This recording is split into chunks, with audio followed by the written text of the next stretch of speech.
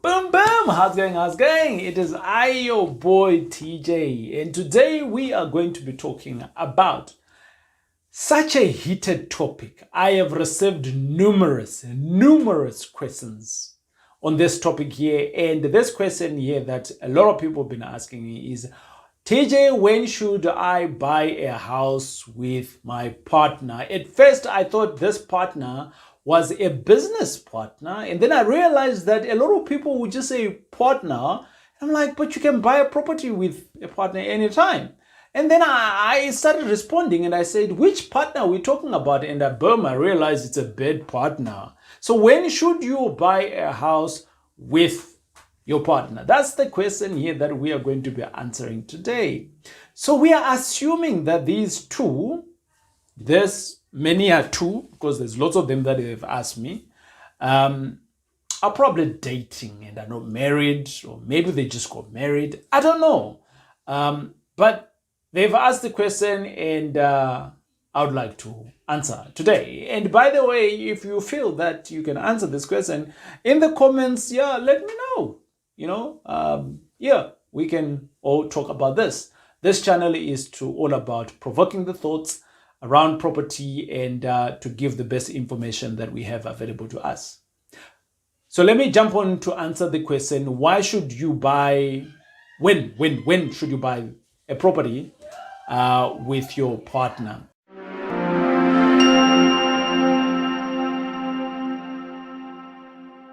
The first thing is that obviously these two are in love. That's why they are wanting to buy a property.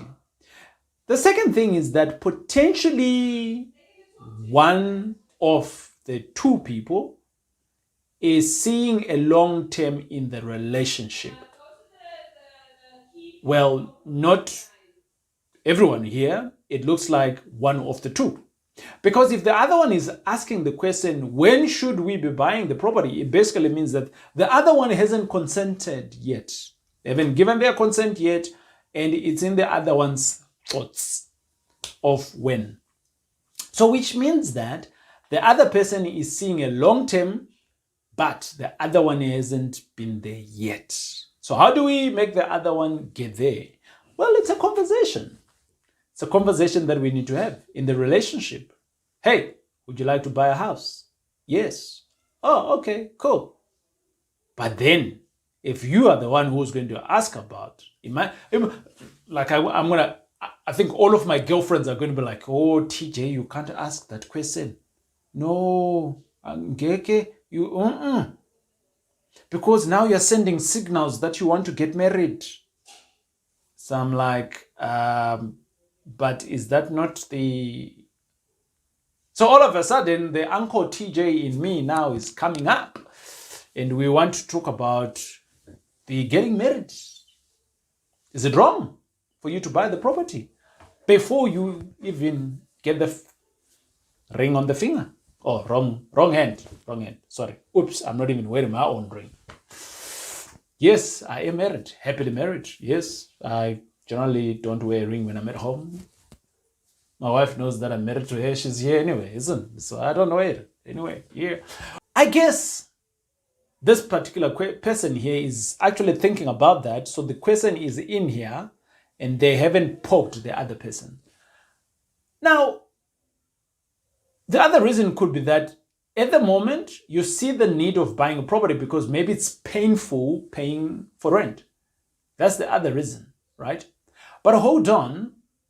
If we are already thinking about buying a property, which basically means that we have seen the light that there could be a future between the two of us. So now initiating the conversation could be better. But who? Well, maybe it's not who. Maybe just go and buy a book, right? Buy a book about buying properties and just leave it around everywhere in the house. Make it obvious, Watch a lot of videos about buying property. Leave this video on so that they can see, right? And there is no time. I don't think anyway is ever going to be written, now is the time. And it's just not out there.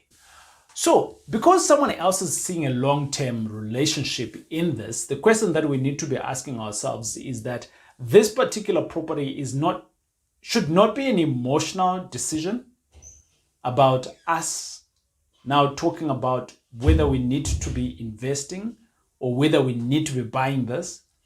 It should now be more around, maybe it's an investment. Whether you're going to be staying in it or not, we should treat it as an investment. And we should also treat the next partner as an investment partner. Yes, we should. Because between the two of us at the moment, we are in love, but there is no any other contract that binds us, right? So the question now that we need to be asking ourselves is that whilst we're talking to each other, is we need to address the question of what if there is no long term? What if there is no long term? What if we get married? So I always think of these things in the positive and in the negative. So what if we get married? We have the property, and what if we get married? So we bought this property. What if we don't get married and we part our ways, and next year we're no longer a thing, but we bought this property, right? So in all of this, I honestly think all there is to it is that it's an investment. It's a property investment, and love needs to be set aside out of it. And now, because it's a property investment, now we need to include a lawyer, an attorney in this conversation. So someone now needs to pay for the conversation that we are going to have. What is the conversation that we're going to have? Hey, we are going to buy an asset. We are not married, but we want to contribute A and B to give us the X so that we can buy the house. With your contributions that you're coming with, it means this. So you got an entry of your whatever that you're investing, and if we get out, this person gets that and that person gets that, and it's clear before you even dive into it. But now the other question that we should be asking ourselves is, who is going to pay for the contract? Doesn't matter. You could pay for it. It's your idea. So if you don't want to pay rent today and you pay for the contract, I don't know, whatever fee it is, $1, R1, whatever it is, that the lawyer is going to ask of you, at least you have protected yourself and you have also protected the next person.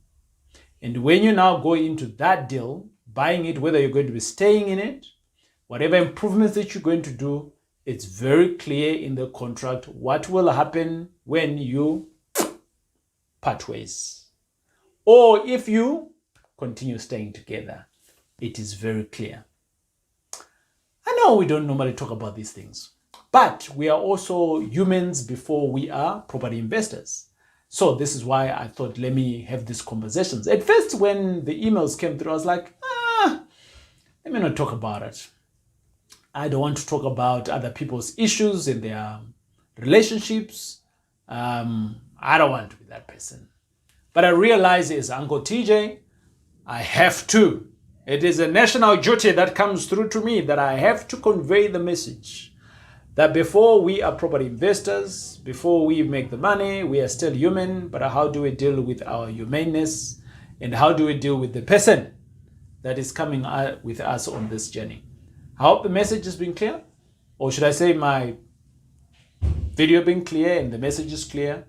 If it has been, well, let me know in the comments. If you have further questions, again, let me know in the comments and we can jump into it.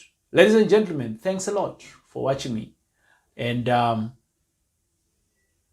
we'll check you out on the next video.